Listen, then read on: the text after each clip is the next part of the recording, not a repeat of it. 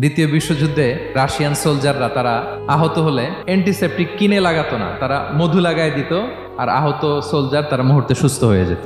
যাদের বাতের ব্যথা আছে, বাতের ব্যথা আছে না অনেক মুরব্বীদের, ওই বাতের ব্যথার মধ্যে যদি মৌমাছির হুল ফুটাই দিতে পারেন, একদিনের মধ্যে বাতের ব্যথা ভালো হয়ে যাবে। সাময়িক হয়তো ব্যথা পাবে, মৌমাছি যখন কামড় দেয় ব্যথা লাগে না। এবং এই মধুর ভেতরে আল্লাহ তাআলা ন্যাচারাল অ্যান্টিসেপটিক রেখেছেন, এটার নাম প্রপোলিস।